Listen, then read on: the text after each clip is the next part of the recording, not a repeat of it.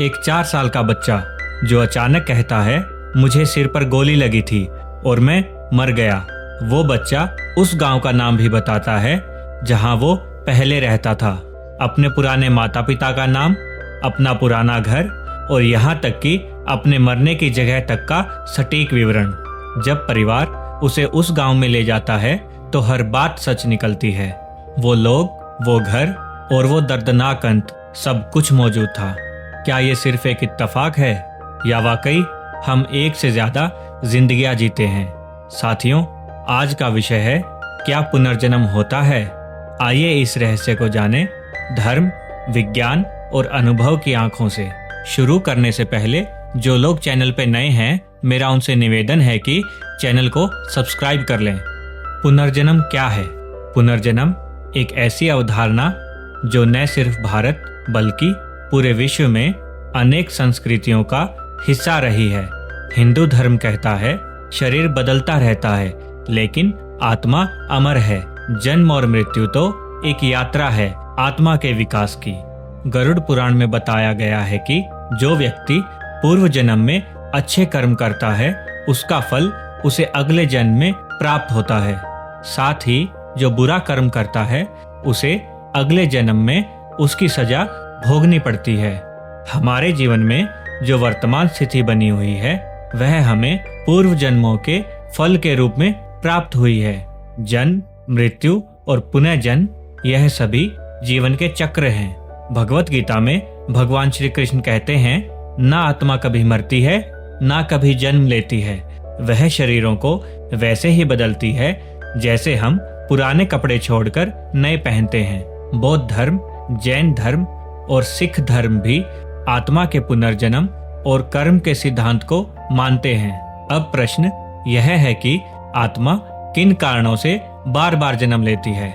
हालांकि पुनर्जन्म की घटना संचित कर्मों को भुगतने के लिए ही होता है, लेकिन शास्त्रों के अनुसार अन्य 8 कारणों से आत्मा जन्म लेती है।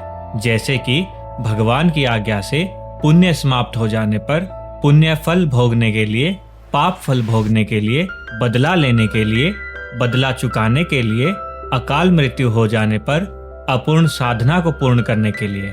अथर्ववेद में बताया गया है कि आपको पुनर्जन्म से पहले ईश्वर से कौन कौन सी प्रार्थनाएं करनी चाहिए, जैसे कि अगले जन्म में स्वस्थ इंद्रियों को पाना, आध्यात्मिक संपदा, ईश्वर तथा वैदिक ज्ञान को पाना, विश्व के कल्याण के लिए निस्वार्थ भाव से कार्य करना, कर्मों को श्रेष्ठ बनाना। शास्त्रों के अनुसार अधिकांश पुनर्जन्म मनुष्य रूप में ही होता है और केवल मनुष्य के पास ही क्षमता है कि वह मोक्ष प्राप्त कर सके। इसलिए मनुष्य के योनि और कर्म को इतनी महत्ता दी जाती है। पूर्व जन्मों के कर्मों के अनुसार मनुष्यों को पेड़ पौधे या जानवर का रूप भी मिल सकता है। अब आप कहेंगे, ये तो धर्म की बातें हैं, कोई सबूत है क्या? आइए अब बात करते हैं विज्ञान की। डॉक्टर इयान स्टीवनसन अमेरिका के वर्जीनिया विश्वविद्यालय के प्रोफेसर थे। उन्होंने करीब 2500 से ज्यादा बच्चों के केस स्टडीज किए। वे वो बच्चे थे जिन्होंने पिछली जिंदगी के अनुभव बताए। बच्चों ने बताया, मैं पिछले जन्म में अमुक गांव में रहता था, मुझे गोली मारी गई थी, मेरी पत्नी का नाम ये था, मैं मरने से पहले एक व्यापारी था। इन बच्चों को ऐसे तथ्यों की जानकारी थी जो वे कभी जान ही नहीं सकते थे। टीवी, किताब, इंटरनेट कुछ नहीं देखा था उन्होंने। सबसे दिलचस्प बात, उनके शरीर पर जन्मजात निशान भी मिले जो उनकी बताई मौत से मेल खाते थे। डॉक्टर स्टीवेंसन ने 40 वर्षों तक यह रिसर्च जारी रखी। उनकी किताबें आज भी पास्ट लाइफ एंड रीइंकार्नेशन पर सबसे प्रामाणिक मानी जाती हैं।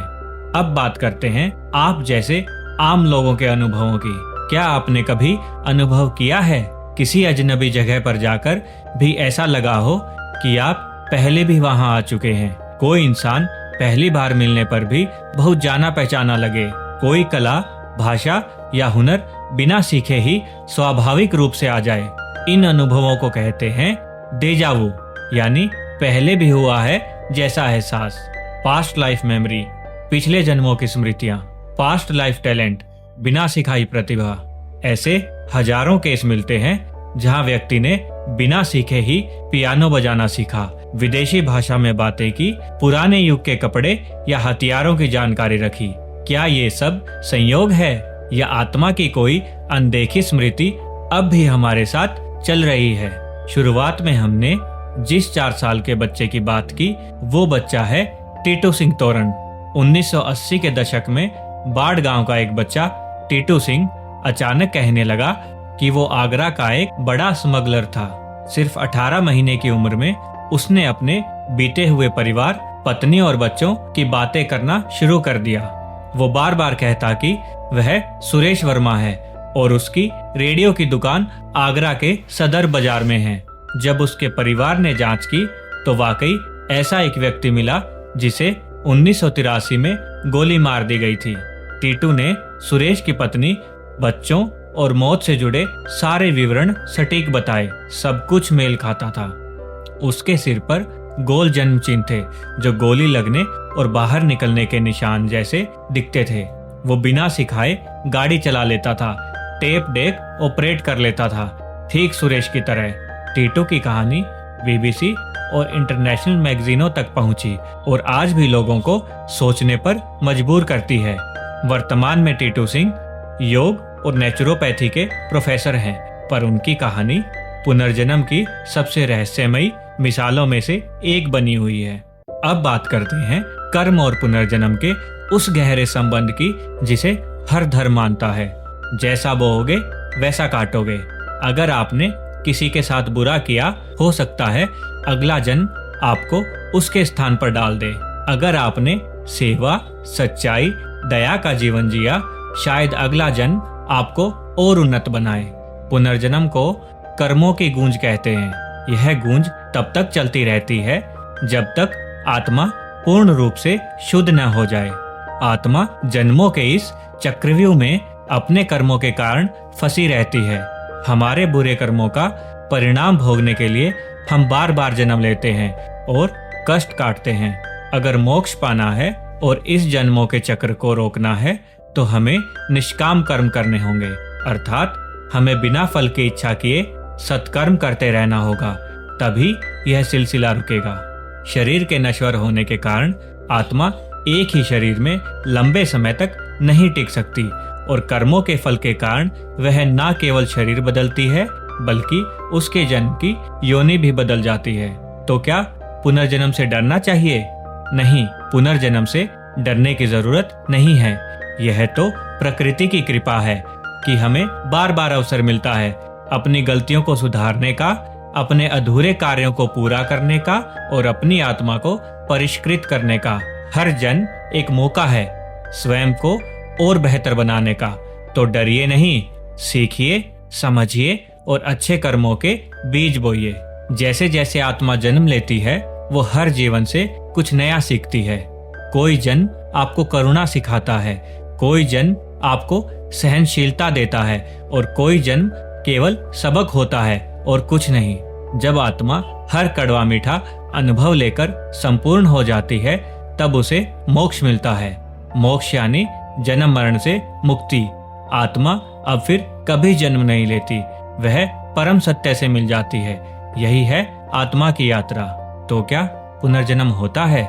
शास्त्र कहते हैं हाँ, विज्ञान कहता है संभव है, अनुभव कहते हैं कुछ तो है और दिल कहता है हाँ, मैं पहले भी जी चुका हूँ। चाहे हम इसे साबित कर न पाएं, लेकिन एक बात निश्चित है, हमारे कर्म, हमारी आत्मा और हमारे अनुभव अमर हैं।